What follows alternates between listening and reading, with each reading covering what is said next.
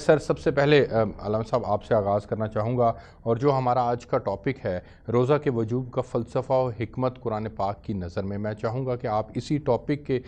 سے جو ہے اس کو سوال کی صورت میں آپ کے سامنے رکھتا ہوں، یہیں سے آغاز کریں کہ روزہ کے وجوب کا فلسفہ و حکمت کیا ہے، قرآن پاک اس کو کیسے بیان کرتا ہے؟ اعوذ باللہ من الشیطان الرجیم، بسم اللہ الرحمن الرحیم۔ سب سے پہلے تو میں شکریہ ادا کروں گا آپ کا بھی اور پروردگار کا بھی کہ جس نے ہمیں یہ مبارک ساعتیں کہ جس کے اندر ہمارا ایک ایک سانس جو ہے وہ تسبیح شمار ہو رہا ہے، ہمارا سونا عبادت شمار ہو رہا ہے، ہماری جو نوافل عبادت ہے وہ واجب کا ثواب رکھتی ہے، اور جو ہماری واجب نمازیں ہیں وہ 70 گنا جو ہے وہ اجر رکھتی ہے۔ ہمارا ایک ایک کام جو ہے وہ اللہ کے حضور جو ہے اگر خلوص نیت کے ساتھ کریں اور خلوص نیت ہو کہ قرب الہی کے لیے کریں تو یقیناً اس کے اندر اجر و ثواب کہیں زیادہ ہے۔ جتنی زیادہ معرفت ہوگی اتنا زیادہ اجر ہوگا۔ اللہ تعالیٰ نے اپنی کتاب حکیم کے اندر مجید کے اندر ہمیں بہت زیادہ پیار اور محبت کے ساتھ دلاسے دے دے کے بڑے نازوں کے ساتھ کہا ہے کتب علیکم الصیام کہ تمہارے لیے روزے فرض کر دیے گئے ہیں۔ یہ مت سمجھنا کہ صرف تمہارے لیے یہ مشکل ہے، اللہ سمجھ رہا ہے، اللہ کریم ہے، کتنا پیارا رب ہے ہمارا، رحمان الرحیم ہے، وہ سمجھ رہا ہے ان کے اوپر گراں ہے، لیکن تسلی تشفی ساتھ دے رہا ہے۔ کما کتب من قبلکم، یہ صرف تم پہ نہیں ہے کیونکہ یہ قانون فطرت ہے، یہ سب کے لیے، شریعتیں بدلتی رہی ہیں لیکن فطرت اللہ تبدیل نہیں کرتا کہ اس کے اندر خیر ہی خیر ہے۔ اللہ تعالیٰ نے کہا کہ تم جو ہے روزہ رکھو، یہ صرف تمہارے لیے نہیں ہے، یہ سب کے لیے تھا، تم سے پہلی امتوں کے لیے بھی تھا، ان کے لیے بھی یہ اس کے اندر جو ہے وہ بھلا تھا، تمہارے لیے بھی خیر ہے۔ اور پھر یہ ساتھ میں اور تسلی اور تشفی دی ہے، ایام معدودات، گنتی کے چند دن ہیں، پریشان نہیں ہونا، رعایت دی ہے۔ اللہ کہتا ہے میں تمہارے لیے آسانیاں چاہتا ہوں، مشکل نہیں چاہتا ہوں۔ اور پھر یہ کہا کہ 11 مہینے جو ہے جتنی مرضی تم کھاؤ، جو مرضی نعمت کھاؤ، جو مرضی نعمت سے استفادہ کرو، ہر طرح کی نعمتیں، ہر طرح کا رزق تیرے لیے ہے، لیکن یہ جو دن ہے اس کے اندر جو ہے تم مباح چیزوں سے بچ۔ مباح چیزوں سے بچنا کیا؟ مباح کیا ہے؟ جس کو آپ کرو نہ کرو وہ برابر ہے، نہ وہ واجب ہے نہ وہ حرام ہے، ٹھیک ہے؟ واجب وہ جس کو چھوڑو گے عذاب ہوگا، اور حرام وہ ہے جس کو کرو گے تو سزا ملے گی۔ تم مباح وہ کام ہے جس کو کرو نہ کرو۔ اللہ تعالیٰ جو ہے 1 مہینے کی ہمیں مشق کرواتا ہے، ہمیں یہ پریکٹس کرواتا ہے۔ دیکھو تم 1 مہینے میرے کہنے پہ صبح سے لے کے شام تک اتم الصیام اللہ رات تک تم جو مباح چیزوں سے بچو، اپنی خواہشات پر کنٹرول وہ سب سے پہلے تم وہ چیز جو کھانا پینا حلال تھا تیرے لیے، سب کچھ جائز تھا، مباح تھا، اب تو رک جا اس سے۔ جب تم مباح چیزوں سے رک جائے گا تو اب جب باقی ایام کے اندر جو 11 مہینے ہیں، اب وہ جو تیری ایک پریکٹس ہے وہ اتنا کام کرے گی، اتنا کام کرے گی، تیرے سامنے اگر جو چیز جو ہے وہ حرام آئے گی تیرے ہاتھ کانپیں گے، تیری زبان جو ہے وہ تمہارا لقمہ اندر نہیں مال حرام کا جانے دے گی۔ تو یہ پریکٹس جو انسان کو کرائی جا رہی ہے، آپ کے سامنے کوئی بھی اگر فورس ہے تو اس کو مشقیں کروائی جاتی ہیں تاکہ وہ ایک بہت بڑے مقابلے کا سامنا کر سکیں، اتنی جرت ہو جائے۔ اللہ تعالیٰ اس ماہ مبارک میں اپنی رحمت کا دروازہ کھول کے، اپنا مہمان بنا کے، تسلی تشفی دے کے، اتنی زیادہ جو ہے وہ عزت احترام اور اتنا زیادہ پروٹوکول دے کے اپنے بندے سے کہتا ہے بندے اس مہینے میرے کہے پہ چل، اور جو ایسا میں کہتا ہوں ویسا کر، باقی 11 مہینے جو ہے تمہارے لیے وہ جو ہے وہ راحت کے ہو جائیں گے، اور یہ پریکٹس تیرے لیے جو ہے وہ اگلے 11 مہینے کے لیے کارآمد ثابت ہوگی۔ پھر تو شیطان آئے گا تو شیطان کا مقابلہ کر لے گا، نفسیاتی خواہشات آئیں گی تیرے سامنے، دنیا کی رنگینیاں آئیں گی تو اس سے بچ جائے گا۔ اور اللہ تعالیٰ نے کہا ان تصوموا خیر لکم، کہ اللہ خود خیر ہے، اور وہ اپنے بندے کو بھی کہتا ہے کہ تم اگر روزہ رکھتے ہو تو اس میں تیرے لیے خیر ہے، بھلا ہی بھلا ہے، اور اس کے اندر تمہارا کچھ نہیں جانا، اور آج کی سائنس جتنی ترقی کرتی جا رہی ہے، جتنے زیادہ آج میڈیکل جو ہے وہ فاسٹ ہوتی چلی جا رہی ہے، اس چیز کو ثابت کر رہی ہے کہ اگر کوئی انسان کے لیے بہترین کوئی اگر دعا ہے یا علاج ہے وہ روزہ ہے، انسان جو ہے فاقہ کرے اور اس سے وہ صحت مند ہوتا چلا جائے۔ بالکل ٹھیک ہو گیا، میں آگے بڑھنا چاہوں گا اور مفتی عبدالشکور حقانی صاحب کے پاس جانا چاہوں گا۔ مصعب، روزہ اور قرآن پاک کے اندر مشترکات کا ذکر بہت آیا ہے، وہ کون کون سی مشترکات ہیں میرے ناظرین کے لیے، ذرا ان کے اوپر روشنی ڈالیے گا۔ بسم اللہ والصلاة والسلام علی رسول اللہ وعلی آلہ واصحابہ اجمعین الی یوم الدین۔ قرآن کریم کے بارے میں اللہ تعالیٰ نے آغاز ہی میں فرمایا کہ ھدی للمتقین، کہ قرآن کریم ہدایت ہے متقیوں کے لیے، اور روزے کے بارے میں فرمایا کہ روزہ رکھا ہی اس لیے ہے لعلکم تتقون، تاکہ تم متقی بنو۔ سبحان اللہ۔ تو پتہ یہ چلا کہ قرآن بھی تقوی کا حکم دے رہا ہے اور روزہ بھی تقوی کا حکم دے رہا ہے۔ بالکل ٹھیک۔ تقوی کا معنی ہے گناہوں سے اپنے آپ کو بچانا۔ ٹھیک ہے۔ جو شخص گناہوں سے اپنے آپ کو بچائے گا تو اس کی عبادت اللہ کے ہاں قبول ہے، ٹھیک، کیونکہ ہر عبادت کا جو مقصد ہے وہ مقصد تقوی ہے۔ صحیح۔ جس طرح سورہ بقرہ کے 30 رکوع کے آغاز میں بھی اللہ نے فرمایا جی، یا ایھا الناس اعبدوا ربکم الذی خلقکم والذین من قبلکم لعلکم تتقون، اے لوگو عبادت کرو اپنے رب کی، اس لیے کرو کہ تم متقی بن جاؤ۔ تو رمضان میں پورا ایک مہینہ اللہ تعالیٰ ہمیں یہ مشق کرواتے ہیں کہ تقوی آئے گا کیسے، بالکل ٹھیک، گناہوں سے کیسے بچو گے۔ بالکل ٹھیک۔ تو صبح سحری سے لے کے افطاری تک حلال کھانا پینا بھی ہم نے چھوڑ دیا، ہاں جی، رب کے حکم پہ چھوڑا، اور اسی کو عبدیت کہتے ہیں، بندگی اسی کو کہتے ہیں کہ میرے رب نے مجھے کہا کہ کھانا پینا چھوڑ دو، میں نے چھوڑ دیا۔ اب میرے رب نے کہا کہ افطاری کے وقت کھاؤ، ہم نے کھانا شروع کر دیا۔ تو رب کی بات کو ماننا رب اور کی رضا اپنے کے آپ کو مطابق۔ گناہوں سے بچانا، اسی کو بندگی کہتے ہیں، اسی کو عبدیت کہتے ہیں، اور یہی اصل چیز ہے کہ انسان اپنے آپ کو گناہوں سے بچائے اور اپنے آپ کو رب کا بندہ بنائے۔ سبحان اللہ، رب کا بندہ بننا یہ بہت بڑا اعزاز ہے، کیونکہ قرآن کریم میں بھی اللہ تعالیٰ نے بہت سارے مقامات پر نبی پاک صلی اللہ علیہ وسلم کی جب شان بیان فرمائی جی، تو وہاں لفظ عبد بیان فرمایا ہے، جی، کیونکہ عبدیت یہ بہت اعلیٰ درجہ ہے، اور یہ سب سے اعلیٰ درجہ اللہ نے اپنے محبوب کو عطا کیا ہے۔ دیکھیے معراج کا سفر کتنا اہم سفر ہے۔ اللہ فرماتا ہے سبحان الذی اسریٰ بعبدہ، کہ اللہ اپنے بندے کو لے گیا، عبد کو لے گیا۔ تو عبدیت، بندہ ہونا، یہ بہت بڑا کمال ہے، اور یہ کمال ہمیں رمضان المبارک میں حاصل ہوتا ہے، حاصل ہوتا ہے، بالکل روزے سے حاصل ہوگا، کیونکہ روزہ رکھ کر ہم گناہوں سے بچیں گے تو تقوی آ جائے گا، جب تقوی آئے گا تو پھر عبدیت آئے گی۔ سبحان اللہ، بہت خوب۔ اور یہ تو ایک مشترک ہو گیا نا، رمضان اور روزہ اور قرآن پاک کا۔ اس کے علاوہ بھی میں ایک جگہ پڑھ رہا تھا کہ شفاعت کا جو معاملہ ہے وہ بھی مشترکات میں آتا ہے، تو اس کے اوپر میں چاہوں گا۔ احادیث میں ہے، نبی پاک صلی اللہ علیہ وسلم نے فرمایا کہ قرآن کریم قیامت کے دن اپنے پڑھنے والوں کی شفاعت کرے گا، سفارش کرے گا۔ اسی طرح روزہ بھی اپنے روزہ دار کی شفاعت کرے گا، سبحان اللہ، کہ روزہ بھی اللہ سے کہے گا یا اللہ میری خاطر یہ بھوکا پیاسا رہا ہے، میں اس کی سفارش کر رہا ہوں کہ اس کو معاف کر دے۔ تو قرآن کریم بھی کہے گا کہ اللہ یہ ساری ساری رات مجھے پڑھتا رہا ہے، سنتا رہا ہے، تراویح میں کھڑا ہوتا تھا، قرآن سنتا تھا، تو اللہ میں سفارش کر رہا ہوں کہ تو اس کو معاف کر دے۔ سبحان تو یہ بھی مشترکات میں سے ہے کہ قرآن کریم بھی سفارشی ہے اور روزہ بھی سفارشی ہے۔ سبحان اللہ، اور جس طرح قرآن کریم کا اعزاز ہے کہ یہ اللہ کا کلام ہے، یہ اللہ کا کلام ہے، کوئی معمولی چیز نہیں، اسی طرح روزے کے بارے میں اللہ تعالیٰ فرماتے ہیں، حدیث قدسی ہے کہ روزہ میرے لیے ہے تو اس کا بدلہ بھی میں دوں گا۔ باقی بدلے جو ہیں وہ فرشتوں کے ذریعے دلوائے جائیں گے، لیکن روزے کا بدلہ اللہ کہتے ہیں میں خود دوں گا، کیونکہ اس کا مرتبہ اللہ کے ہاں بہت بلند ہے۔ جس طرح قرآن کریم کا مرتبہ بہت بلند ہے کہ وہ اللہ کا کلام ہے، دنیا کا کوئی کلام اس کے برابر نہیں پہنچ سکتا، اسی طرح روزہ ایسی عبادت ہے کہ باقی عبادات اس کے برابر نہیں پہنچ سکتی۔ اس لیے اللہ تعالیٰ نے خود اس کا اجر دینے کا وعدہ کیا ہے کہ جو روزہ رکھے گا میں خود اجر دوں گا اس کا۔ اور ایک روایت میں تو یہ ہے کہ اس کا مطلب یہ ہے کہ روزہ میرے لیے ہے اور کوئی اس کا جزا اس کے لیول کی نہیں ہے، اس کی جزا تو یہ ہے کہ میں اس کا ہو جاؤں۔ اور ایک اور حضرت کہ قرب الہی کا بھی ذریعہ بنتا ہے، قرآن پاک بھی قرب الہی کا ذریعہ بنتا ہے اور روزہ بھی قرب الہی کا ذریعہ بنتا ہے، اس کے اوپر بھی کائنڈلی روشنی ڈالیے گا۔ امام احمد بن حنبل رحمۃ اللہ علیہ اہل سنت والجماعت کے اماموں میں سے چوتھے بڑے امام ہیں۔ انہوں نے اللہ سے خواب میں پوچھا، زیارت ہوئی تو پوچھا یا اللہ آپ کا قرب چاہتا ہوں، تو اللہ نے فرمایا کہ احمد میرے قرآن کی تلاوت کرو۔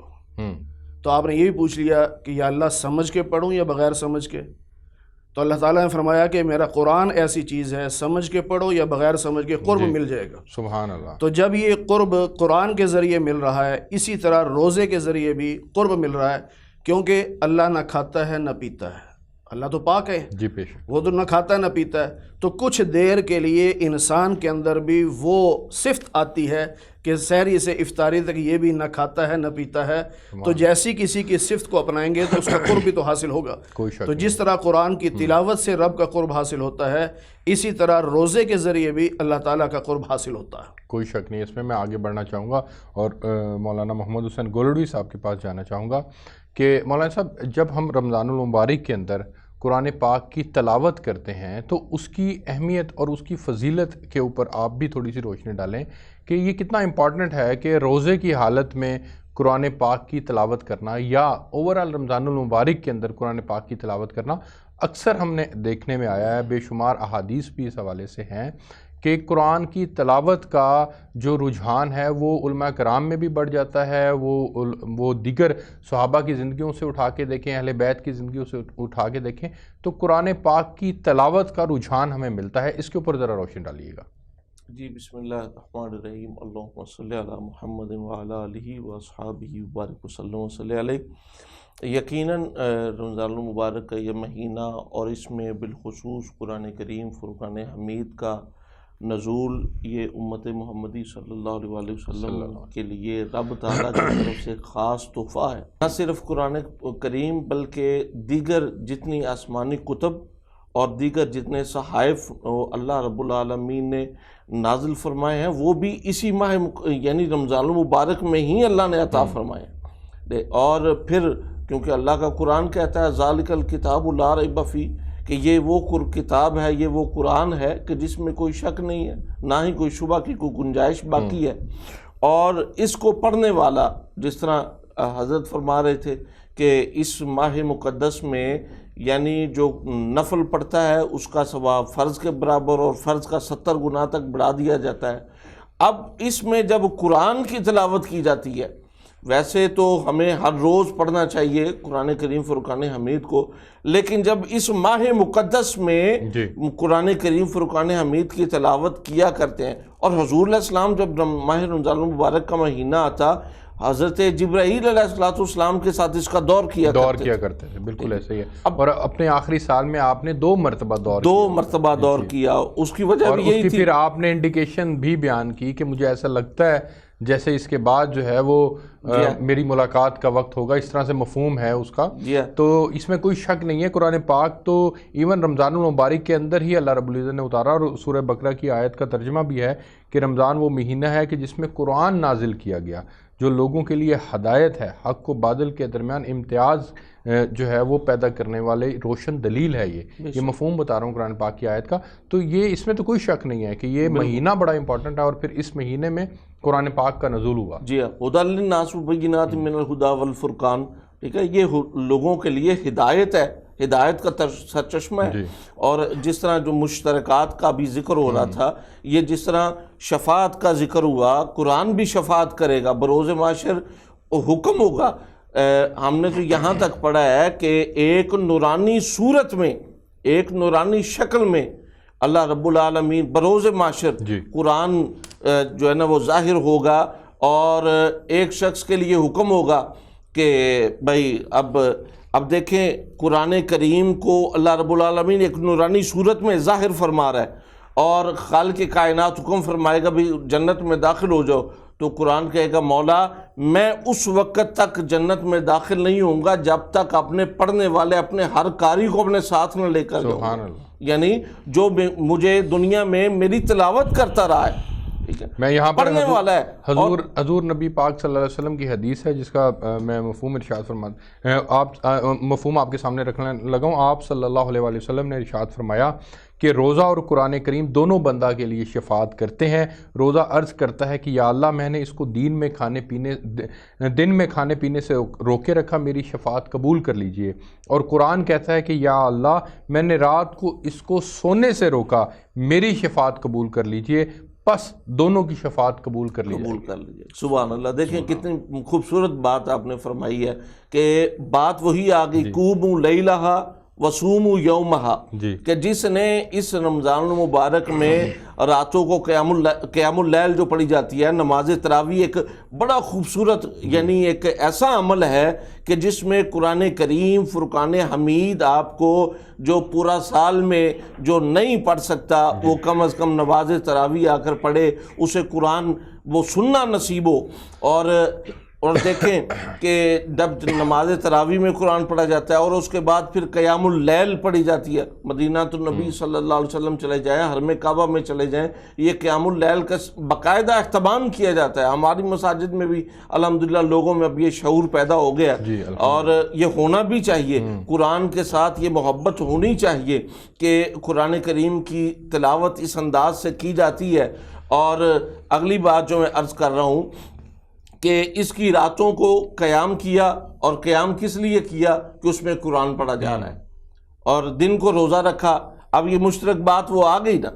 کہ اس کی رات کو قیام کیا، قرآن پڑھا تو اللہ رب العالمین کی بارگاہ سے اجر نصیب ہوا. روزہ رکھا تو اللہ کہتا ہے میں اس کی جزا الصوم لی وانا اجزی بھی، میرے لیے ہے، میں اس کا اجر عطا فرماتا ہوں. تو دیکھیں کتنا خوبصورت مشترکات، اگر ہم ان مشترکات پہ آ جائیں تو یہ تو بے شمار ہیں، بے شمار ہے، اس میں کوئی شک نہیں ہے. مجھے گل صاحب ایک بریک پہ جانا ہے، میں بریک سے واپس آتا ہوں تو پھر ہم علامہ صاحب کے پاس جائیں گے اور علامہ صاحب سے جانیں گے کہ جس طرح سے رمضان المبارک کے اندر ہر چیز کا اجر بڑھا دیا جاتا ہے تو فضائل کے اعتبار سے قرآن پاک پڑھنے پہ جیسے پہلے تو ہر لفظ کے بدلے جو ہے ہمیں 10 نیکیاں ملتی ہیں، تو قرآن پاک کے پڑھنے سے اس میں کتنا گناہ اجر کر دیا جاتا ہے، اس کے اوپر ذرا روشنی ڈالیے گا. قرآن پاک کے مکمل فضائل کے اوپر روشنی آپ نے ڈالنی ہے. میں ناظرین ایک بریک لیتا ہوں، بریک سے واپس آئیں گے تو یہیں سے کنٹینیو کریں گے، ہمارے ساتھ رہیے گا. جی ویلکم بیک ناظرین. آج ہم فیضان رمضان پروگرام کے اندر بات کر رہے ہیں روزہ کے وجوب کا فلسفہ و حکمت قرآن پاک کی نظر کے اندر. میں علامہ صاحب بریک پہ جانے سے پہلے آپ کے لیے سوال چھوڑ کے گیا تھا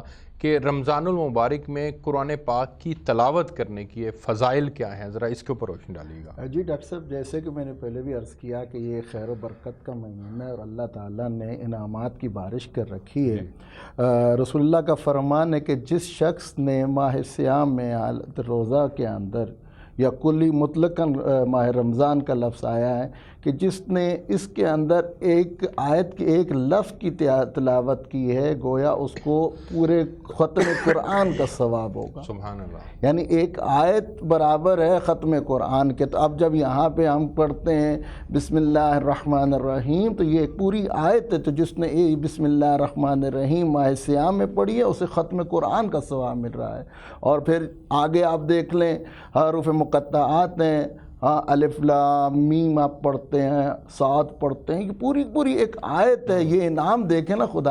خدا نے ہمارے لیے جو دروازے کھول دیے نجات کے، ہاں تو اس نے ثواب بھی بڑھا دیا ہے کہ دیکھو میرے بندے دیکھ، میں تجھے بخشنے کے بہانے تلاش کر رہا ہوں، ہاں تو مجھے پکار، میں تیری پکار سن، تو میرا ذکر میرا کلام پڑھ، نہیں بھی سمجھ آتا تب بھی پڑھ، ٹھیک ہے، تو تجھے ایک آیت کے بدلے میں تجھے ختم قرآن کا ثواب دوں گا. تو یہاں پہ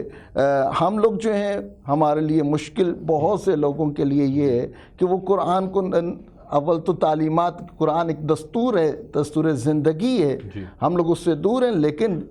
یہاں پہ اللہ تعالیٰ نے کہا کہ قطع نظر اس سے، جیسے کہ ابھی مفتی صاحب بھی فرما رہے تھے کہ یہ قرآن جو ہے اگر اس کو نہیں بھی سمجھ آ رہا ہے، ہاں تو اب وہ پڑھ بھی رہا ہے نا، تو وہ اس کے ہر الفاظ کے بدلے میں اس کو اجر ثواب اس کا بڑھتا چلا جا رہا ہے. بالکل ٹھیک ہو گیا. اچھا میں یہاں پر ایک حضرت ابو ہریرہ رضی اللہ تعالیٰ عنہ سے روایت ہے کہ حضور نبی کریم صلی اللہ علیہ وسلم نے فرمایا کہ حسد، رشک تو بس 2 آدمیوں سے ہی کرنا جائز ہے. پہلا وہ شخص جسے اللہ تعالیٰ نے قرآن پڑھنا اور سمجھنا سکھایا تو وہ رات اور دن کے اوقات میں یعنی صبح و شام کثرت سے اس کی تلاوت کرتا ہے اور اس کا پڑوسی سے قرآن پڑھتے ہوئے سنتا ہے تو کہہ اٹھتا ہے کہ کاش مجھے بھی اس کی مثل قرآن عطا کیا جاتا تو میں بھی اسی طرح عمل کرتا جس طرح یہ کرتا ہے۔ اور دوسرا وہ شخص جسے اللہ تعالیٰ نے مال بخشا ہے اور وہ اسے اللہ تعالیٰ کے راہ میں خرچ کرتا ہے، دوسرا اسے دیکھ کر کہتا ہے کہ کاش مجھے بھی اتنا مال ملتا جتنا اسے ملا ہے تو میں بھی اسی طرح عمل کرتا جس طرح یہ عمل کرتا ہے۔ تو اس حدیث سے قرآن پاک کے پڑھنے، پڑھانے، سیکھنے، سکھانے جس شعبہ سے آپ بھی منسلک ہیں، یہ اس کی اہمیت اجاگر ہوتی ہے کہ اتنا ضرور عمل ہونا چاہیے کہ دوسرا بھی رچ کر اٹھے۔ بالکل ایسے ہیں، ہمیں ائمہ علیہ الصلوۃ والسلام کی زندگی میں یہ چیزیں بارہا دیکھنے کو ملتی ہے کہ انہوں نے نہ صرف قرآن پہ عمل کر کے دکھایا جی، بلکہ انہوں نے قرآن کی صرف جو کیونکہ قرآن جو ہے وہ صامت قرآن ہے اور محمد وآل محمد ناطق قرآن ہے، تو ہم نے یہ لازم ملزوم ہے۔ تو اب جب ہم نے قرآن ان سیرت اہل بیت میں دیکھا ہے تو ہمیں جہاں پہ ان تعلیمات پہ بذات خود عمل کرتے ہوئے دکھائی دیے، وہاں پہ انہوں نے تلاوت قرآن پہ بھی زور دیا ہے۔ اور امام زین العابدین علیہ الصلوۃ والسلام کے بارے میں ہے کہ جب وہ تلاوت قرآن کیا کرتے تھے تو گھر کے بعد لوگ ان کی تلاوت کو سنا کرتے تھے۔ تو یہاں پہ قرآن کا تو یہ اعزاز یہ جو ہے اعزاز ہے، اور اس کی خیر و برکت یہ ہے کہ صرف قرآن پڑھنا جو ہے وہ ثواب نہیں ہے بلکہ قرآن کا سننا بھی ثواب ہے۔ ایک بندہ جانتا ہی نہیں ہے، اس کو پڑھنا آتا ہی نہیں ہے تو اللہ تعالیٰ نے بھی اس کو اجر سے محروم نہیں کیا ہے، بلکہ کہا کہ اگر تمہیں قرآن آتا بھی ہے، تیرے سامنے بھی پڑھا ہے، تو پھر بھی اگر تلاوت قرآن ہو رہی ہے تو تجھے تلاوت قرآن سننی ہے، اس کا اجر اس سے زیادہ۔ میں مصطفیٰ آپ کے پاس جانا چاہوں گا، جب ہم بات کرتے ہیں روزہ کے وجوب اور اس کے فلسفے کی، تو حضرت قرآن پاک نے روزے کا فلسفہ کیا بیان کیا ہے؟ کیوں روزے کے اندر ہمیں بھوکا پیاسا رکھنا؟ ایک تو آپ نے ذکر کیا کہ اس کی بنیاد تقوی ہے کہ تقوی کا حصول ممکن ہو جائے، تو کیا صرف اس نقطے کے اوپر ہمیں غور کرنا ہے اور اس کو پھر عملی جامہ پہنانا ہے اپنے باقی 12 مہینوں کے لیے بھی؟ دیکھیے، اس میں فلسفہ جو ہے وہ یہ ہے کہ جب انسان خود سحری سے افطاری تک بھوکا پیاسا رہے گا جی، تو اسے اپنے معاشرے کے غریب لوگوں کا احساس ہوگا کہ جن کو کھانے کو نہیں مل رہا ان کی کیا حالت ہوتی ہے۔ سبحان اللہ۔ تو جب وہ خود بھوکا پیاسا رہے گا تو سمجھ آئے گی نا، ورنہ خالی تقریروں سے تو سمجھ نہیں آتی کہ بھوک کیا چیز ہے، پیاس کیا چیز ہے، یہ کسی کو سمجھ نہیں آتی، لیکن جب اپنے اوپر بیتتی ہے تو پھر سمجھ آتی ہے۔ اور اسی پہ اگر میں عرض کروں کہ سورہ دہر میں حضرت علی رضی اللہ تعالیٰ عنہ، حضرت فاطمہ رضی اللہ عنہ، حضرت حسین اور حضرت حسن رضی اللہ عنہما، ان چاروں کا واقعہ جو اشارتاً بیان کیا گیا کہ یہ صاحبزادے بیمار تھے، کافی زیادہ بیمار تھے، تو دونوں میاں بیوی نے منت مانی تھی کہ اللہ ہمارے یہ شہزادے تندرست ہو جائیں تو ہم 3 روزے رکھیں گے، یہ منت مانی۔ اب آپ نے روزہ رکھا تو پہلی افطاری پہ جو ہے وہ یتیم آ جاتا ہے، دوسری پہ مسکین آ جاتا ہے، تیسری پہ قیدی آ جاتا ہے، اور آپ اپنی روٹیاں اٹھا کے ان کو دے دیتے ہیں، اور اللہ کہتے ہیں یوفون بالنذر، یہ وہ لوگ ہیں جنہوں نے اپنی منت پوری کر دی۔ اب یہاں سوچنے کی بات یہ ہے کہ انہوں نے وہ روٹیاں اٹھا کے اس کو کیوں دے دی؟ اس لیے کہ سارا دن روزہ رکھ کے انہیں احساس تھا کہ بھوک کسے کہتے ہیں، انہیں پتہ تھا جو مانگنے کے لیے آیا ہے وہ کہہ رہا ہے کہ میں بھوکا ہوں اور میں قیدی ہوں، میرے پاس کچھ نہیں ہے، میں مسکین ہوں، میرے پاس کچھ نہیں ہے، تو سارا دن روزہ رکھ کے انہیں احساس ہوا تھا اور انہیں پتہ تھا، اس لیے انہوں نے اپنی ذات پر دوسروں کو ترجیح دی۔ اور یہی قرآن صفت بیان کرتا ہے کہ وَيُؤْثِرُونَ عَلَىٰ أَنفُسِهِمْ وَلَوْ كَانَ بِهِمْ خَصَاصَةٌ، کہ صحابہ کی یہ شان ہے کہ وہ اپنے اوپر دوسروں کو ترجیح دیتے ہیں چاہے اپنا نقصان ہی ہو جائے۔ اب یہاں دیکھیں خود بھوکے پیاسے رہ رہے ہیں لیکن روٹی جو ہے وہ مانگنے والے کو دے رہے ہیں۔ اسی پہ جو ابھی بات چل رہی تھی، میں تھوڑے سے اس بات کو آگے بڑھانا چاہتا ہوں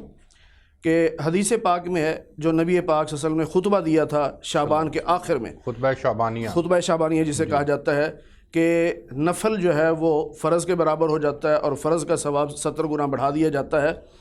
قرآن کریم کے بارے میں جو آتا ہے نا کہ ایک حرف پر 10 نیکیاں ملیں گی، حدیث پاک میں ہے، اور آپ نے مثال بھی دی کہ الف لام میم، یہ ایک حرف نہیں بلکہ 3 حروف ہیں تو 30 نیکیاں ملیں گی۔ اسی کی وضاحت کرتے ہوئے امیر المومنین سیدنا علی المرتضیٰ رضی اللہ تعالی عنہ جو چوتھے خلیفہ ہیں، جو داماد نبی ہیں، جو شہزادہ جنت جو ہیں ان کے والد محترم ہیں، جو خاتون جنت کے شوہر ہیں، جو ہم سب کے امیر ہیں، امام ہیں ہمارے، وہ اس کی وضاحت کرتے ہوئے فرماتے ہیں کہ 10 نیکیاں تو تب ہیں جب بے وضو پڑھے،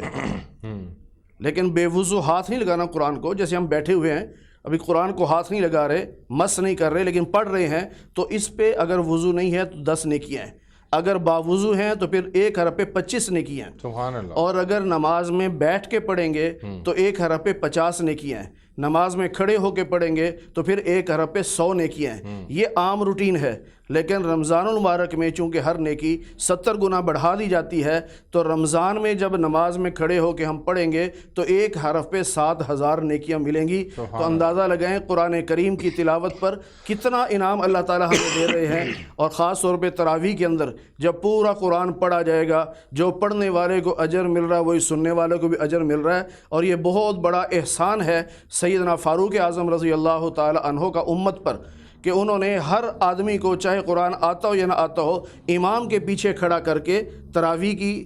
ترتیب بنا کر اور پورے صحابہ کے بورڈ کے مشورے سے بنا کر امت پر احسان کر دیا کہ ہو سکتا ہے کہ تم تو 10 سورتیں پڑھو، لیکن یہاں امام کے پیچھے پورا قرآن سنو گے تو تمہیں سننے پر بھی وہی ثواب ملے گا جو پڑھنے پہ ثواب مل رہا ہے۔ سبحان اللہ، بہت خوب۔ اور پھر یہاں پر حضرت علی رضی اللہ تعالیٰ عنہ کا نے ایک جگہ پہ ارشاد فرمایا کہ جب میں چاہتا ہوں کہ خدا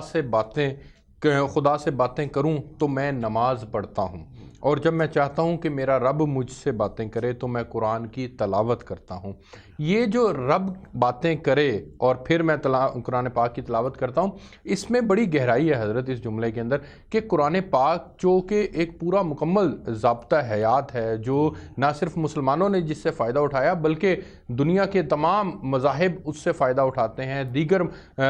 جو مغربی طاقتیں جو ہیں وہ آج کے دور کے اندر اگر اٹھا کے دیکھیں تو وہ قرآن کے رولز کو انہوں نے اس کی امپلیمنٹیشن کی ہوئی ہے، وہاں پر پریکٹیکل امپلیمنٹیشن ہے اور وہ فائدہ اٹھا رہے ہیں۔ تو قرآن پاک اتنا سود مند ہے، اتنا فائدہ مند ہے، اس کے اندر جو غور و فکر کرنے کی بات کی گئی ہے، تدبر کرنے کی بات کی گئی ہے، وہ بڑا امپورٹنٹ ہے۔ میں چاہتا ہوں کہ اس کے اوپر ذرا روشنی ڈالیں، اس اہمیت کے اوپر۔ دیکھیے، کوئی بھی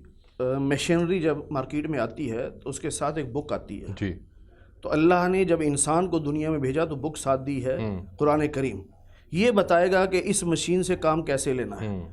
اس مشین کو اس بک کے مطابق آپ چلائیں گے تو آپ کامیاب رہیں گے، اس سے ہٹ کے چلائیں گے تو نقصان ہو جائے گا، اور اگر آپ اپنی مرضی سے چلاتے ہیں تو کمپنی بھی ذمہ دار نہیں ہوتی۔ جی بالکل ایسے ہی۔ تو اللہ تعالیٰ نے اس مشینری کے لیے قرآن کریم دیا ہے کہ جیسے قرآن بتا رہا ہے ویسے بولو، جیسے قرآن بتا رہا ہے ویسے چلو، جیسے قرآن بتا رہا ہے ویسے سو، جیسے قرآن بتا رہا ہے ویسے کھاؤ، جیسے قرآن بتا رہا ہے ویسے لوگوں کے ساتھ معاملات کرو۔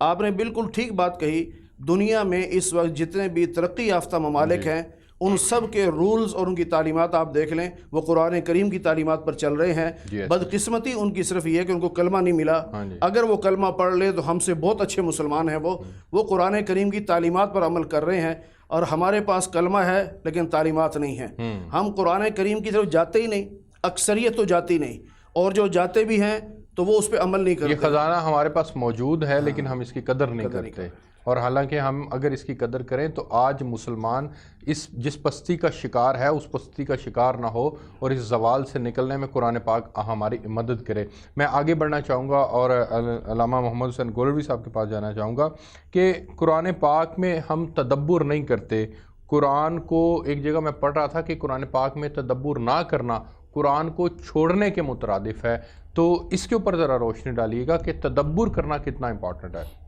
جی بالکل بجا فرمایا آپ نے۔ قرآن کریم فرقان حمید پر دیکھیں، آج کے اس دور میں ہم بطور ثواب تو پڑھ لیتے ہیں کہ ہم جناب قرآن کریم فرقان حمید پڑھیں گے تو اتنی نیکیاں ہمیں ملیں گی، اتنا ثواب ملے گا، وہ اجر تو اللہ عطا فرماتا ہے، لیکن اس بات کی، اس امر کی ضرورت ہے کہ ہمیں کم از کم اتنا تو دیکھنا چاہیے کہ قرآن ہمیں مخاطب کیا ہے، کیا کہہ رہا ہے، اس میں پیغام اللہ کیا دے رہا ہے کہ بندے کے لیے جو پوری کائنات اس سے مستفید ہو رہی ہے، فیضیاب ہو رہی ہے۔ قرآن ہم سے مخاطب کس طرح ہے کہ بندے یہ پیغام ہے، اس پر تمہیں عمل کرنا ہے، تمہیں عدل کرنا ہے۔ صرف قرآن اس لیے نازل نہیں کیا گیا کہ جناب تم دنیا سے چلے، تمہارا کوئی عزیز دنیا سے چلا گیا ہے تو اس کے لیے پڑھ کر رسالے ثواب کرو، وہ ضرور کرو، لیکن اس کی امپلیمنٹیشن یعنی جو اپنے اوپر تم نے نافذ کرنا ہے اس کے احکامات کو جو اللہ نے نازل فرمائے ہیں کہ اس کو عمل کرو اور دوسروں تک اس کا پیغام پہنچاؤ۔ میں یہاں پر ایک وہ یہودی سائنسدان تھا، اس نے بڑی تحقیق کی، تحقیق کرنے کے بعد اس نے اس نتیجے پر پہنچا ہے، اس نے کہا I have read so many books in this world، کہتا میں نے اس کائنات میں، ڈاکٹر کب کے الفاظ ہے، اس نے کہا میں نے اس کائنات میں بہت سی کتابیں پڑھی اور یہ دیکھیں قرآن کا تورا امتیاز دیکھیں، کہتا ہے revealed books and in revealed books, کہتا ہے زمینی کتابیں بھی پڑھی اور آسمانی کتابیں بھی پڑھی، کہتا ہے of course there is only one text that can be holy Quran, کہتا ہے پڑھ کر پتہ چلا ہے کہ کون سی کتاب آسمانی ہے، تو وہ کائنات میں صرف ایک ہی ہے جو مصطفیٰ کے سینہ اطہر پہ نظر ہوئی ہے۔ دیکھیں کہ ایک بات یہ ہے کہ ایک نان مسلم جس کے بارے میں یہ کہہ رہا ہے کہ اس میں لکھی ہوئی ہر بات حق و صداقت پر مبنی ہے، جی بالکل، اور ہم جو ہیں وہ اس پر عمل کر رہے ہیں اور ہم نے محض اس کو ثواب سمجھ کر رکھا ہوا ہے۔ حضور علیہ السلام کے ایک صحابی تھے حضرت ابو موسیٰ اشعری رضی اللہ تعالیٰ عنہ، آقا علیہ السلام نے فرمایا کہ اللہ نے تجھے لحن داؤدی عطا فرمایا ہے۔ حضرت ابو موسیٰ اشعری کو حضور علیہ السلام بالخصوص گھر سے بلواتے، سرکار دو عالم بلوا کر تو صحابہ کو اکٹھا کر کے فرماتے ابو موسیٰ اشعری اللہ نے تجھے لحن داؤدی عطا فرمایا، تو مجھے قرآن کی تلاوت سنایا کر۔ سبحان اللہ۔ ٹھیک ہے، یہ وہ قرآن ہے کہ جس انداز کے ساتھ آپ پڑھتے چلے جائیں گے اسی طرح آپ اس میں جس طرح ایک دفعہ غوطہ زن ہوں گے آپ کو لطف آپ کا بڑھتا چلا جائے گا۔ حضرت عمر فاروق کی مثال آپ کے سامنے کہ آئے کس نیت سے آئے کہ بہن نے اسلام قبول کر لی ہے اور تلوار نکال لی کہ تو نے یہ کیا کام کیا ہے، لیکن جب ان کے سامنے قرآن کی آیات پڑھی گئی ہیں تو ان کا دل جو ہے وہ قرآن کے فیض سے اس طرح اقتصادی فیض انہوں نے حاصل کی ہے کہ وہ عمر جو آئے کسی اور نیت سے تھے، لیکن قرآن کی یہ آیات اس کی برکت یہ ہے کہ جو انسان جس طرح پڑھتا چلا جاتا ہے یہ اس کے دل میں گہرائی اور کرتی چلی جاتی ہیں اور دل میں اتر جاتی ہیں، یہ قرآن کا خاصہ ہے۔ اچھا حضرت، اس میں ہم نے چونکہ جب ہم صحابہ کی زندگی کو دیکھتے ہیں، اہل بیت کی زندگی کو دیکھتے ہیں یا دیگر بزرگان دین کی زندگی کو دیکھتے ہیں تو ان کی زندگی سے ہمیں راتوں کو قرآن پاک پڑھنے کا معمول نظر آتا ہے، تو رات کو پڑھنے کی کوئی خاص وجہ اس کے اوپر ذرا روشنی ڈالیے گا۔ جی بالکل، یہ بڑی خاص بات جو آپ نے کی ہے کہ دیکھیں ارسلان بھائی، رات کو چاہے آپ قرآن پڑھیں، چاہے آپ نوافل پڑھیں، چاہے آپ کوئی تسبیحات پڑھیں، لیکن جو عمل آپ رات کو رب کی رضا کے لیے کر رہے ہیں مصلی رسول بچھا کر، جی، اور جب ساری دنیا سو رہی ہے، جب سب دنیا سو رہی ہے، آپ اپنا نیند چھوڑ کر اس رب کی رضا کے لیے مصلی پر آ کر بیٹھ گئے ہیں، اور جب آپ نے قرآن کھولا ہے تو وہ لطف آپ کو آئے گا جو میں یہ سمجھتا ہوں کہ کائنات میں آپ کو کبھی نصیب نہ ہوگا۔ آپ کو اپنے گھر میں مصلی پر بیٹھے ہو، اللہ آپ کو وہ نظارہ بھی عطا فرمائے گا، وہ تجلی بھی عطا فرمائے گا۔ وہ کیا کہتے ہیں کہ جلوہ طور تو موجود ہے، کو موسیٰ بھی تو ہونا، کو اللہ کا کرم تو آج بھی موجود ہے، قرآن کا فیض کو لینے والا تو ہو، قرآن کو اور لوگوں نے اپنا لیا، اس سے فیض اٹھا رہے ہیں، لیکن ہم محروم ہیں۔ اب رات کو جب آدھی پچھلی رات کو بندہ قرآن پڑھے اور قرآن میں جب وہ اہدنا الصراط المستقیم اللہ سیدھا راستہ دکھا، تو آپ کا اور میرا آپ کیا سوچتے ہیں کہ اللہ اسے سیدھا راستہ نہ دکھائے؟ میں ایک شیخ الحدیث کے متعلق پڑھ رہا تھا کہ وہ اپنا تجربہ انہوں نے وہ اپنی کتاب کے اندر لکھا کہ مجھے جو قرآن پاک کو پڑھنے سے جو نورانیت سب سے زیادہ میسر آئی ہے وہ رات کے پچھلے پہر میں دیکھ کر قرآن پاک پڑھنے سے میسر آئی ہے۔ تو یہ بڑا امپورٹنٹ ہے، آپ اس پہ بات کرنا چاہ رہے ہیں، میں بریک سے واپس اللہ نے کہا ہے کہ یہ میرا یہ ذکر جو ہے دلوں کو جو ہے سکون بخشنے، بالکل ایسا ہی ہے۔ میں بریک سے واپس آتا ہوں، پھر آپ اس کے اوپر روشن ڈالیں۔ ناظرین ایک بریک لیتے ہیں، بریک سے واپس آئیں گے تو ہم فیضان رمضان پروگرام کے اندر آج روزہ کے وجوب کا فلسفہ و حکمت قرآن کی نظر میں اس موضوع کے اوپر بات کر رہے ہیں، اور میرے ساتھ جو مہمان شخصیات موجود ہیں وہ تفصیل سے اس کے اوپر روشنی ڈال رہی ہیں۔ ایک بریک لیتے ہیں، ہمارے ساتھ رہیے گا۔ جی ویلکم بیک ناظرین۔ حضرت علامہ صاحب فرمائیے گا آپ کہ اہل بیت کی جب ہم بات کرتے ہیں یا صحابہ کی جب ہم بات کرتے ہیں تو ان کی زندگیوں سے ہمیں قرآن پاک کی جو تلاوت ہے وہ رات کے پچھلے پہر میں ख़ास तौर पर क्यों मिलती ہے, یا باقی بھی ہم علماء کرام کی اگر بات کریں تو اس وقت میں کیا خاص بات ہے؟ دیکھیں، ایک تو رات جو ہے وہ انسان کے پاس بہترین جو ہے وہ خلوت کا موقع ہوتا ہے کہ جو اللہ تعالیٰ کا بہترین، اللہ تعالیٰ کا قرب حاصل کرنے کا بہترین موقع ہے۔ دنیا کی جو جتنی بھی معاملات ہیں وہ انسان جو ہے وہ دن میں جب ان کو نپٹا لیتا ہے تو اس کے پاس سکون کا وقت جو ہے وہ رات کا نصیب ہوتا ہے۔ تو یہ بہترین موقع ہے آپ اللہ تعالیٰ کے حضور اپنے سر کو جھکائیں۔ اور یہ قرآن کریم جو ہے اللہ تعالیٰ نے یہاں پہ ہم اس کو سوالیہ انداز میں پوچھا، کیا قرآن کے علاوہ بھی کوئی ایسی چیز ہے جو دلوں کو سکون بخشتی ہے؟ تو دنیا کا تھکا ہارا انسان جب خدا کے حضور وہ رات کے پہر میں بیٹھتا ہے اور اس کو دنیا کی فکر فاقہ نہیں ہوتا ہے، تو اس وقت جب وہ خدا سے لو لگاتا ہے تو خدا کو اپنے قریب پاتا ہے، تو وہ سکون اور وہ روحانیت جو رات کے وقت نصیب ہوتی ہے وہ دن کے اندر نصیب نہیں ہوتی ہے۔ اور پھر دوسرا یہ بھی وجہ ہو سکتی ہے کہ اللہ تعالیٰ کو چھپی ہوئی عبادت پسند ہے، کہ جب انسان جو ہے وہ تنہائی میں بالکل اپنے کمرے کے اندر یا مسجد کے محراب کے اندر بیٹھ کے قرآن کی تلاوت کر رہا ہے اور خدا کے ہی کلام کو پڑھ رہا ہے، تو یقیناً اس کا اجر اور اس کی معراج اور اس کی لو جو اس کے ساتھ لگی ہے، اگر وہ کاش اس کو سمجھ رہے اور ایک ایک بات کے اوپر وہ جو ہے وہ دقت کرے، تو یقیناً اللہ تعالیٰ نے تو کہا ہے کہ اس کے اندر ہر خشک و تر کا علم میں نے رکھا ہے، تو یقیناً وہ معراج حاصل کرے گا۔ اور قرآن کے ہر ایک چیز کے اندر جتنے بھی اللہ تعالیٰ نے، کیونکہ بہت زیادہ انٹرسٹنگ کتاب ہے، ہمارے انداز ستم ظریفی یہی ہے کہ ہمارے اندر آج کوئی، میں آپ کو آپ دیکھتے ہیں روزانہ ہمارے دوستان ہمیں جو ہے نا قرآن کی ایک آیت بھیج رہے ہیں، وہ تسلسل نہیں ہے، وہ ایسی جو ہے وہ فارورڈ میسیج ہے۔ جب وہ اس کا ترجمہ پڑھتا ہے، وجہ بتا رہا ہوں، جب وہ اس کا ترجمہ پڑھتا ہے نا تو وہ کہتے ہیں وہ یہ چیز ہاں کتنی اچھی ہے، ڈاکٹر صاحب کو ڈال دی، مفتی صاحب کو پھینک دی، ادھر جو ہے حضرت کو بھیج دی، وجہ کیا ہے؟ اس نے کبھی قرآن کو ہاتھ ہی نہیں لگایا تھا، آج اس کے سامنے ترجمہ، اچھا قرآن کے اندر یہ بھی موجود ہے، بھائی یہ آج نازل نہیں ہوا، یہ تقریباً کم پہ 1500 سال ہو گئے اس قرآن کو نازل ہوئے ہیں، تم نے دقت نہیں کی، ہم نے دقت نہیں کی، قرآن سے ہم آشنا نہیں تھے۔ اب اگر قرآن وہ پڑھتا ہے اور ساتھ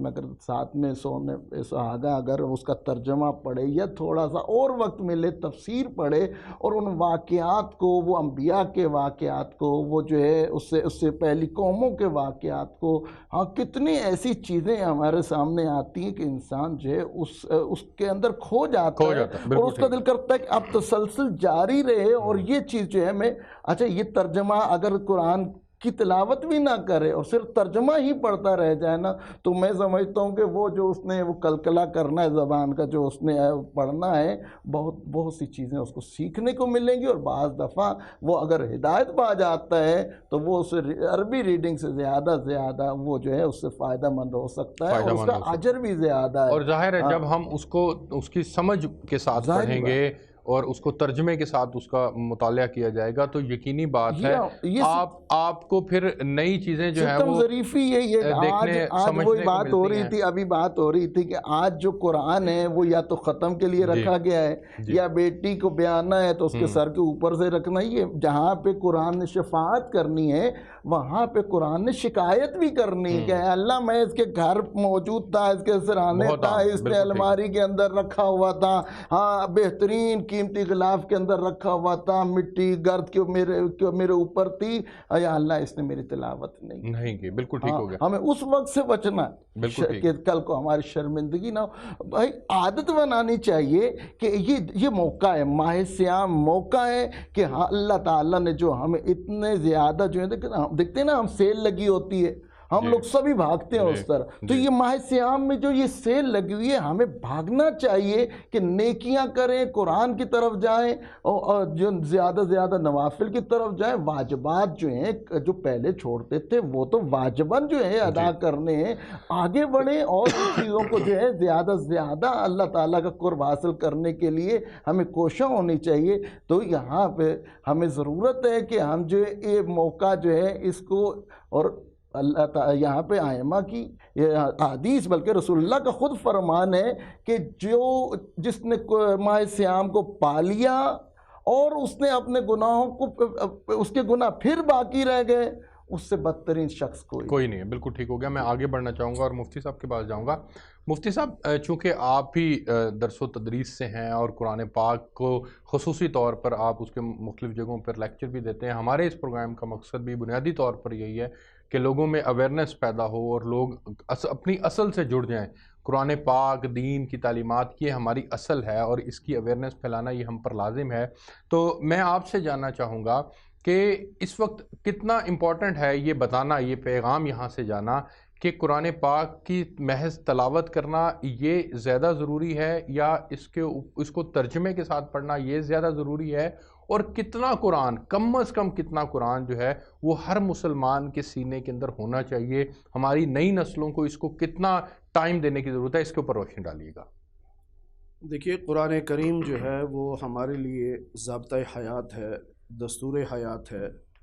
تو اس کو سمجھنے کے لیے تو ظاہرہ ترجمے کے ساتھ پڑھیں گے تاکہ میں عمل کر سکوں۔ بالکل ٹھیک۔ اور باقی یہ ہے کہ قرآن کریم سے جو فیض حاصل کرنا ہے، جو نورانیت حاصل کرنی ہے،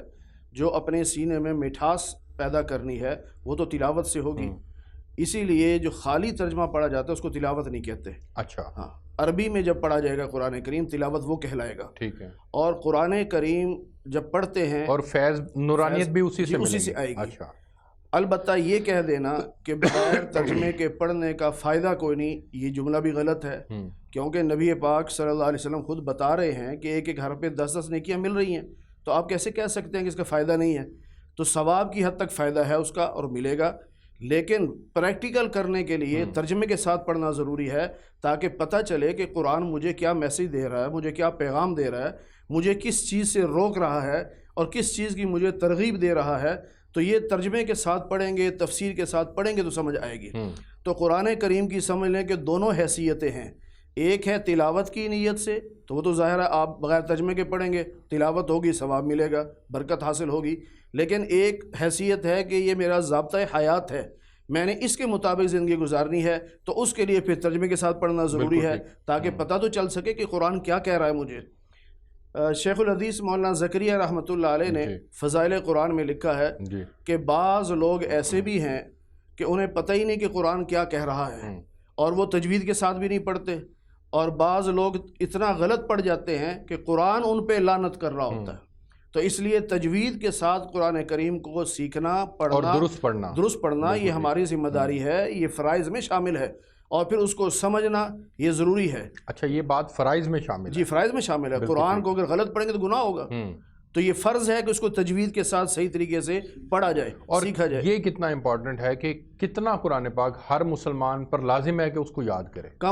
یاد تو کم از کم اتنا ہو کہ جو نماز میں پڑھا جا سکے، ٹھیک ہے، جس سے نماز مکمل ہو سکے، اتنا سیکھنا تو ضروری ہے، ٹھیک ہے۔ اور باقی کم از کم سال میں ایک مرتبہ تو قرآن مکمل کرے، اچھا، اس ترتیب سے پڑھے کہ سال میں ایک قرآن تو مکمل ہو جائے، یہ کم از کم ہے، وگرنہ تو زیادہ پڑھے تو بہت اچھا ہے، جتنا زیادہ پڑھ لے۔ اور یہ جو ہم اپنے بچوں کو حفظ کرواتے ہیں قرآن پاک، حفاظ کے لیے یہ اس میں آپ کیا سمجھتے ہیں کہ یہ لازم عمل ہے کہ اپنے بچوں کو قرآن پاک کا حفظ کروایا جائے؟ کیونکہ اس میں بھی تو والدین کے لیے بے شمار درجات ہیں اور نبی پاک صلی اللہ علیہ وسلم کی متعدد احادیث موجود ہیں اس حوالے سے، تو یہ حفظ کروانا کتنا ضروری ہے؟ اس پہ بھی روشن ڈالیے گا۔ دیکھیے، قرآن کریم حفظ کروانا نہ یہ فرض ہے نہ یہ واجب ہے، ٹھیک ہے، یہ نفلی عبادت ہے، یہ مستحب ہے۔ اس کو حفظ کریں گے تو برکتیں ہوں گی، ثواب ملے گا، اس میں کوئی شک نہیں ہے، ٹھیک ہے، لیکن فرض سمجھنا کہ لازمی ہے یہ نہیں ہے۔ ٹھیک ہو، لازمی صرف اتنا حصہ ہے جتنا نماز میں پڑھا جا سکے۔ بالکل، اگر اتنا بھی قرآن یاد نہیں، مثال کے طور پہ 4 رکعتیں پڑھنی ہیں اور اس کو 4 صورتیں بھی یاد نہیں چھوٹی چھوٹی، تو پھر وہ گناہ گار ہے۔ ٹھیک ہے، اس کو کم از کم آخری 10 صورتیں تو یاد ہوں تاکہ وہ نماز میں ان کو پڑھ تو سکے۔ بالکل ٹھیک، لیکن فرض یہ جو ہے حفظ کرنا، یہ فرض نہیں ہے، یہ فرض نہیں، لیکن یاد کرنا بہت اچھا ہے، اس کا حفظ کرنا بہت اچھا ہے، فضیلتیں بہت زیادہ ہیں، اس سے قرآن محفوظ بھی رہے گا، اور یہ چلتے پھرتے قرآن پڑھے گا تو اس میں زیادہ ثواب اس کو مل جائے گا۔ جو حافظ نہیں ہوگا ظاہر وہ قرآن کھول کے پڑھے گا، تو کھولنے کے لیے اسے وقت چاہیے اور فرصت چاہیے۔ جو حافظ ہوگا اسے فرصت نہیں چاہیے، وہ اگر موٹر سائیکل چلا رہا ہے تو تب بھی پڑھتا چلا جائے گا، پیدل چل رہا ہے تب بھی پڑھتا چلا جائے گا، کیونکہ اس کو زبانی یاد ہے۔ جو کلام زبانی پڑھا جاتا ہے وہ بھی اجر کے اعتبار سے اتنا ہی اجر ہے اس کا، یا دیکھ کے پڑھنے کا زیادہ اجر ہے؟ دیکھ کے پڑھنے کا اجر اس لیے زیادہ ہے کہ قرآن کریم کو دیکھنا بھی ثواب ہے. ثواب حروف کے لحاظ سے تو برابر ہوگا، جو زبانی پڑھ رہا ہے وہ بھی اور جو دیکھ کے پڑھ رہا ہے وہ بھی، لیکن اس میں ایک اضافی ثواب یہ آ جائے گا کہ یہ قرآن کریم کے حروف کو دیکھ رہا ہے، تو جب دیکھ رہا ہوگا تو اس کا ثواب الگ ہوگا. اچھا مفتی صاحب، چونکہ آپ مفتی بھی ہیں تو میں اس موقع سے فائدہ اٹھاتے ہوئے ناظرین کے ذہنوں کے ایک دو سوالات ہیں وہ آپ کے سامنے رکھنا چاہتا ہوں. آج کل جیسے موبائل کا دور ہے، قرآن پاک موبائل کے اندر بھی آ جاتا ہے، تو اس میں باوضو ہو کہ اس موبائل کے ذریعے سے پڑھنا، یہ اس کی ذرا اس کے اوپر تھوڑی وضاحت کر دیں کہ یہ قرآن اگر ویسے آپ نے جلد اٹھا کے پڑھنا ہے تو اس کے لیے باوضو ہونا ضروری ہے، یا موبائل سے پڑھنا ہے تو اس کے لیے بھی ضروری ہے؟ دیکھیے اس میں دو چیزیں ہیں. ایک تو یہ ہے کہ موبائل پر دیکھ کر آپ پڑھ رہے ہیں، ٹھیک ہے، اگر وضو نہیں ہے تب بھی پڑھ سکتے ہیں، ٹھیک ہے، لیکن جو قرآن کریم کے الفاظ ہیں بغیر وضو ان الفاظ کو ٹچ نہیں کر سکتے. اچھا ٹھیک ہے. ٹھیک. اگر آپ نے صرف دیکھ کے پڑھنا ہے، ایک پیج آپ کے سامنے آگے آپ پڑھ رہے ہیں، وضو نہیں ہے، کوئی حرج نہیں ہے، لیکن جب آپ پیج آگے کریں گے یا کوئی آیت اوپر نیچے کریں گے تو ان حروف کو ٹچ کرنے کے لیے وضو کا ہونا ضروری ہے. ٹھیک ہے. اگر سائڈوں پہ سپیس موجود ہے کہ جہاں لکھا ہوا نہیں ہے وہاں سے پیج آگے پیچھے کر لیتے پھر کوئی گناہ نہیں ہے. ٹھیک ہے. بس اتنی بات یاد رہے کہ قرآن کریم کے جو حروف ہیں ان کو بغیر وضو کے ہم مس نہیں کر سکتے، ٹچ نہیں کر سکتے. بالکل ٹھیک ہے. میں آگے قرآن کو چھونا جو ہے بغیر وضو کے، کیونکہ ادھر بات ہوئی تو میں بھی واضح کرتا ہوں، مس کرنا جو ہے وہ جائز نہیں ہے، حرام. اچھا ٹھیک ہے. اس کے لیے جہاں جہاں متن قرآن آئے گا، چاہے وہ قرآن کے اندر ہے یا آپ کے صفوں کے اندر ہے، اگر وہ آیت ہے، حتیٰ بسم اللہ بھی کوئی ایک جو کہ قرآن کا حصہ ہے اور آیت ہے، تو اس کو بھی جو ہے بغیر وضو کے ٹچ کرنا وہ حرام ہے. اگر آپ نے قرآن پڑھنا ہے تو آپ کو دیکھ کے پڑھنا ہے، ہاتھ نہیں لگانا چاہتے تو آپ قرآن اٹھا کے اس کی تلاوت کر سکتے ہیں. لیکن اگر آپ چاہتے ہیں کہ آپ اس کو مس کریں، اس کو اس طرح کر کے جو ہے، تو اس کے لیے آپ کو پہلے وضو کرنا جو ہے وہ ضروری ہے. بالکل ٹھیک ہو گیا. میں آخر کے اندر علامہ محمد حسین گولڑی صاحب آپ کے پاس جانا چاہوں گا، اور نبی پاک صلی اللہ علیہ وسلم کی ایک حدیث ہے جس کا مفہوم میں آپ کے سامنے رکھنا چاہوں گا کہ میرا جی چاہتا ہے کہ میرے ہر مسلمان بھائی کے سینے میں سورہ یاسین ہو، جس سے اندازہ ہوتا ہے کہ سورہ یاسین کو خاص فضیلت حاصل ہے پورے قرآن پاک کے اندر. تو یہ کتنا امپورٹنٹ ہے، اس کے اوپر روشنی ڈالیے گا. جی بالکل، کریم آقا علیہ الصلوۃ والسلام نے ارشاد فرمایا، اور یہ سورہ یاسین شریف جو ہے یہ قرآن کا دل ہے. اور دیکھ لیں کہ وہ ایک جس طرح اب ایک انسان ہے، اس کا سر سے شروع ہوتا ہے اور پاؤں پہ ختم ہو جاتا ہے، اتنا کو ایک انسان، اب وہ پورے انسان کے جسم میں جو سر سے شروع ہو پاؤں پہ ختم ہو جائے، اب اس میں ایک سر کا ایک مقام ہے، سر کو اللہ نے اونچا رکھا ہے. تو اسی طرح پورے قرآن میں خالق کائنات نے جس طرح انسان کے جسم میں پورے اعضاء میں سے اللہ نے سر کو ایک بلند مقام عطا فرمایا ہے، اسی طرح پورے قرآن میں سورہ یاسین شریف کو اللہ نے ایک بلند مقام عطا فرمایا ہے. اور نبی پاک صلی اللہ علیہ وسلم کی اس خواہش کو ہر مسلمان کو کوشش کرنی چاہیے کہ وہ پورا کرے. اور قرآن سورہ یاسین شریف قرآن کا دل ہے، یعنی وہ مقام اللہ رب العالمین نے سورہ یاسین شریف کو عطا فرما رکھا ہے. اور اس کی میں اسلام بھائی، میں قرآن تو ویسے بڑی سارا ہی برکت والا ہے، لیکن سورہ یاسین شریف کی خاصیت یہ ہے کہ اگر آپ اسے مسلسل سنتے رہیں، ویسے تو حفاظ کرام جو ہیں قرآن پڑھتے ہیں، مسلسل پڑھتے رہتے ہیں، سناتے ہیں، ایک باقاعدہ ان کی کلاسز ہوتی ہیں، لیکن سورہ یاسین شریف کا یہ خاصہ ہے، اور اللہ نے اس میں خاص یہ مالک کائنات نے اس کا وصف ہے کہ سورہ یاسین شریف کو جو نہیں بھی پڑھ رہا وہ سننے سے ہی آپ کے دل میں گھر کر جائے گی، سننے سے ہی آپ کو یاد ہو جائے گی. بہت خوب. میں دو جملے کہنا چاہوں گا. سورہ یاسین ایک مرتبہ پڑھیں تو 10 قرآن کریم کا ثواب ملتا ہے. سبحان اللہ. جس طرح سورہ اخلاص ہم 3 دفعہ پڑھتے ہیں تو 1 قرآن کا ثواب ملتا ہے، اسی طرح سورہ یاسین ایک دفعہ پڑھیں تو 10 قرآن کریم کا ثواب ملتا ہے. پھر حدیث پاک میں یہ آتا ہے جس نے صبح کو سورہ یاسین کی تلاوت کر لی، شام سے پہلے اگر موت آ گئی تو شہادت کی موت ہے. सुभान और अल्लाह। शाम को सूरह यासीन पढ़ ली तो सुबह से पहले अगर मौत आ गई तो शहादत की मौत। बहुत खूब, बहुत शुक्रिया आप तीनों मेहमानों का। नाज़रीन, आपने आज फ़ैज़ान रमज़ान प्रोग्राम के अंदर टॉपिक हमारा था रोज़ा के वजूब का फ़लसफ़ा और हिकमत कुरान की नज़र में, उसके ऊपर डिटेल से हमने आज प्रोग्राम के अंदर गुफ्तगू की है। हमें यहाँ से इजाज़त दीजिए, आपसे कल एक नए मौजू के साथ मुलाकात होगी, तब तक के लिए अल्लाह निगहबान।